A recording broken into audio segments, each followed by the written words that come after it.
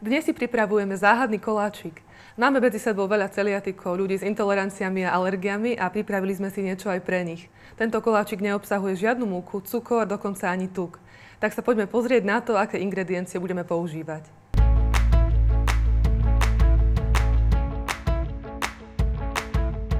Budeme teda potrebovať banány, ktoré sme si rozmixovali na kašu, oriešky a rôzne druhy semiačok. Môžete použiť tekvicové, slnečnicové, sezamové, orechy, píniové, vlašské, kešu, mandle.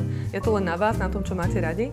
Vajíčka, prášok do pečiva, sodu, bikarbónu a potom už len plech na pečenie. Začneme teda tým, že si oddelíme bielka od žltkov.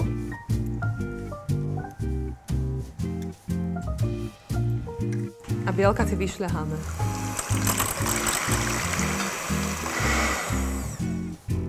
Takže sneh je tuhý, keď sa dá asi s ním urobiť toto. Funguje. Zvyčajne si šľaháme žltka s cukrom, ale keďže v tomto recepte nepoužívame žiaden cukor, tak si ich vyšľaháme s banánom, ktorý je dosť sladký a zabezpečí aj to, že celý koláč bude dobre šťavnatý. Takže primiešame si túto banánovú zmes.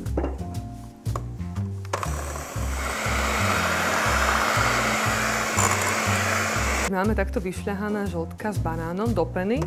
Keďže nepoužívame v tomto recepte žiadnu múku, pretože je vhodný pre celiatikov, tak si pripravíme takú zmes, ktorá v podstate nahradí múku a spevní nám celý tento koláč. My budeme používať slnečnicové semienka, mandle, píňové oriešky, ale vy môžete kľudne použiť oriešky, ktoré máte vy radi alebo podľa vašej chuti. Nasypeme si ich do takéhoto procesora a rozmixujeme ich na zmes, ktorá nám pripomína prášok.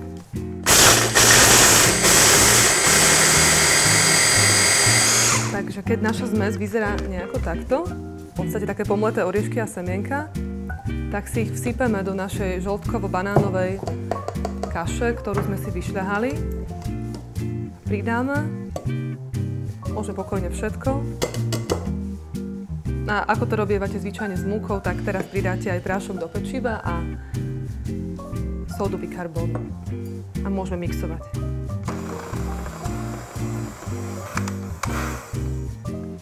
Zmes s orieškami máme teda spojenú so žltkami a banánmi a teraz zmiešame, ale už len zľahka, takýmito jemnými pohybmi zapracujeme bielkovú zmes.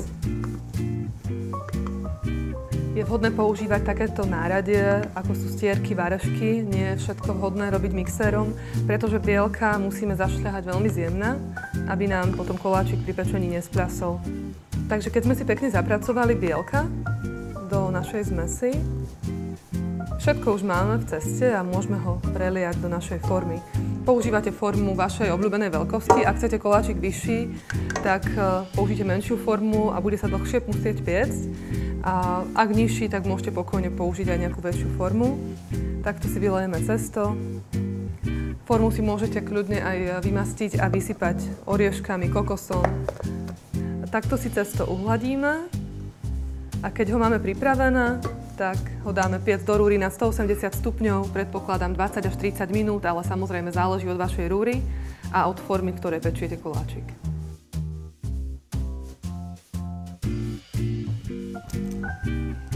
Náš koláčik je upečený, teraz ho už len necháme vychladnúť a potom môžeme krájať a podávať s čerstvým ovocím, orieškami alebo medom a užívať si toto sladké pokušenie.